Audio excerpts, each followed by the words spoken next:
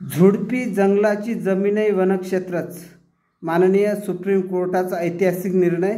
आणि या झुडपी जंगलाच्या सर्व जमिनीला जी वनबाह्य उपयोगासाठी आजपर्यंत उपयोग या जमिनीचा करण्यात येत होता किंवा करण्यात येत आहे, ती सर्व जमीन वन म्हणून समजण्यात येईल आणि या सर्व जमिनीला वन संवर्धन कायदे लागू करण्याचे निर्देश माननीय सुप्रीम कोर्टाने दिनांक 22 मे 2025ला दिलेल्या ऐतिहासिक निकालात म्हटलेले आहे।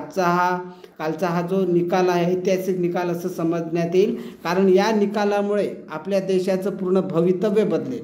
कारण आज जर पर्यावरणाची परिस्थिती आपण जर बघितली तर हे जर असं 2-4 जर वर्ष राहिले तर आपल्या एकंदरीत मानवी जीवनाच्या भवितव्यावर किंवा अस्तित्वावर शंका निर्माण होण्यासारखा आहे।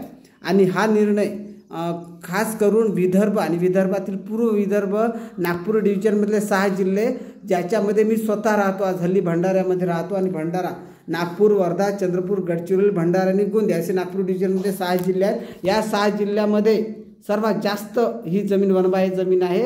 सर्वात जास्त वन म्हणजे जी आता जंगल समजण्यात येईल आणि त्याचं जंगलाचं संवर्धन करण्यात येईल, त्याचं जंगल समजून।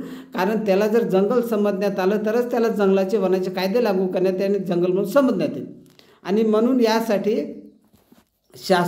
माननीय सुप्रीम कोर्टाकडे नागपूर विभागीय आयुक्तांनी एक याचिका दाखल केली होती आणि या याचिकेअंतर्गत मग एम्पॉवर्ड नावाची जी समिती स्थापन करून एम्पॉवर्ड नावाच्या समितीने एक सकारात्मक असाच अहवाल माननीय सुप्रीम कोर्टाला सादर केला आणि काल माननीय सुप्रीम कोर्टाने याच्याबद्दल असाच निर्णय दिला त्या समितीच्या अहवालाला अनुसरून।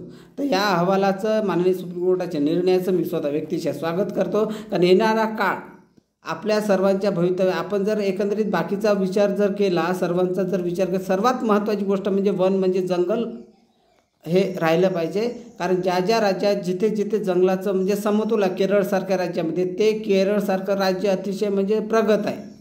आणि आपल्या महाराष्ट्राची जर परिस्थिती पाहिली तर एक म्हणजे काही वर्षाच्या अगोदर 19 होतं, आता 16+ झालेला आहे, म्हणजे दिवसेंदिवस जंगल कमी होत आहे। त्यातल्या त्यात नागपूर जिल्ह्यात नागपूर हा डिव्हिजन सर्वात मोठा आहे असं आपण आकारमानाने, आणि सर्व साधन संपत्ती नागपूरमध्ये सर्वच आहे। म्हणजे जिथे आपण म्हणतो की चंद्रपूर जिल्हा नागपूर डिव्हिजनमध्ये येतो आणि चंद्रपूरमध्ये सर्वात जास्त कोळशाच्या खाणी आहेत आणि अनेक मॅग्नीज आहेत, तांबे आहे, अर्बक आहे, बऱ्याच खाणी नागपूर डिव्हिजनमध्ये दिसून येतो। पण याच ठिकाणी वनबाह्य जमिनीसुद्धा जास्त आहेत, त्या वनबाह्य जमिनीचा वन म्हणून उपयोग करण्यात येणार आहे।